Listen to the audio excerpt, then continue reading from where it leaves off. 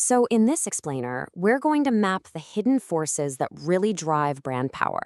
We're not talking about the latest tactics or trends. We're getting into the fundamental physics of why some brands just seem to win, while others, well, they just fade away. I mean, it's the question that drives founders and marketers crazy, right? You see these brands, think Apple, think Nike, and they just convert almost effortlessly. Their customers don't feel like they're being sold to, they feel like they're joining a movement. Meanwhile, so many other brands are just stuck on this treadmill, constantly having to persuade, constantly having to discount. So, we're going to decode why that happens. Okay, let's jump right in with the core signal. And this is a big one. It's a counterintuitive truth that kind of flips a very common and very flawed marketing belief on its head. So, the common belief is that marketing is all about buying eyeballs. Just throw enough money at ads, get in front of enough people, and you'll win. But the real signal coming from the market tells a totally different story. People don't buy what they just see, they buy what they trust. Attention is cheap and it's fleeting, but belief, that's what actually drives a decision. And that really gets to the heart of it. Awareness has become a commodity. In this crazy, noisy world we live in, getting known is actually pretty easy if you've got the budget.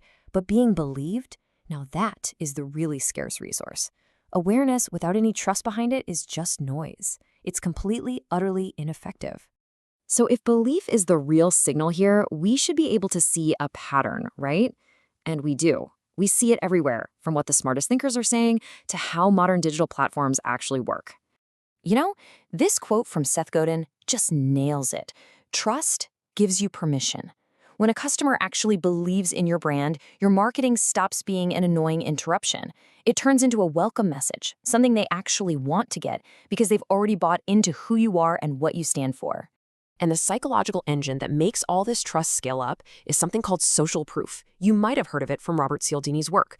We are all fundamentally wired to look around and see what other people are doing to figure out how we should act. So if we see a bunch of other people trusting a brand, our brain just takes a little shortcut and goes, okay, that must be a safe and correct choice for me too. And this isn't some abstract theory. It plays out in very real ways every single day. These things aren't just website features, they are modern trust signals. An Amazon review, that's just digital word of mouth. A creator endorsement is like a recommendation from a friend, but at a massive scale. And even something as simple as a security badge on a checkout page is a powerful little signal that calms our fears and boosts our belief. This all leads to a super critical distinction. The effect of an ad campaign, it starts to fade the very second you stop spending money. It just decays. But reputation, which is really just trust at scale, it does the exact opposite. It compounds. Every single good review, every positive mention, it adds to this growing asset that makes every future sale that much easier. So, how does this all come together in the real world, in the competitive arena? We've seen the signal, we've seen the pattern, now let's look at the game. How today's algorithms and platforms have literally built an entire economy around this idea of trust. And this is the trust flywheel in action. It all begins when a brand earns genuine, real trust. Then, those happy customers start leaving positive signals, reviews, shares, high engagement. The algorithms on places like Amazon or YouTube are literally designed to find these signals of trust, and when they do, they reward that brand with more visibility. This kicks off a self-reinforcing loop, where trust gets you more distribution, which then brings in new customers who see the proof, and they start to trust you too. And the wheel just keeps spinning. But what about the flip side? What happens if you fail to build this trust, if you can't get that flywheel going? Well, there is a very real, very significant cost for brands that don't get this. The stakes are incredibly high. The price you pay is getting caught in what's called the commodity trap. This is the dead-end street where brands go when trust is gone. Because think about it. When customers don't believe in you, what do they have left to judge you on? Just two things: your price and your features. And the symptoms are painful. You're suddenly forced to compete on price, which just destroys your margins. You have to constantly be in persuasion mode, always justifying why someone should pick you. And because you have zero brand gravity, you just become another interchangeable option. And eventually, you become invisible.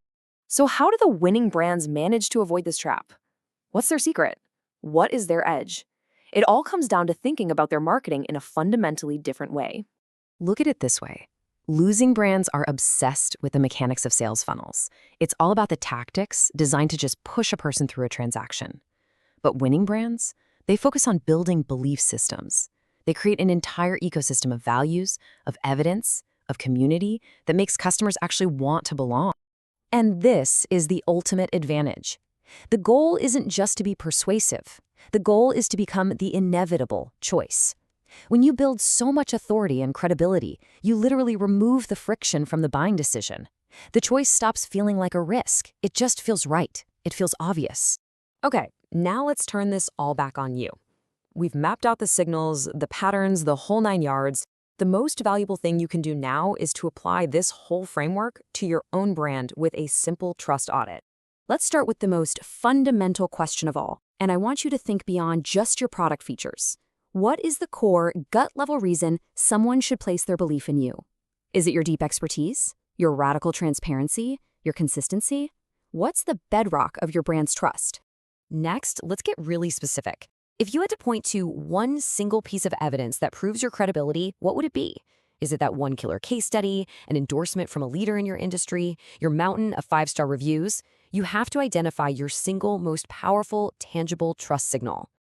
And finally, let's think defensively for a minute. What is the cardinal sin in your industry? What is the one action that would immediately, totally destroy all the trust you've worked so hard to build? Because honestly, understanding your greatest vulnerability is just as important as knowing your greatest strength.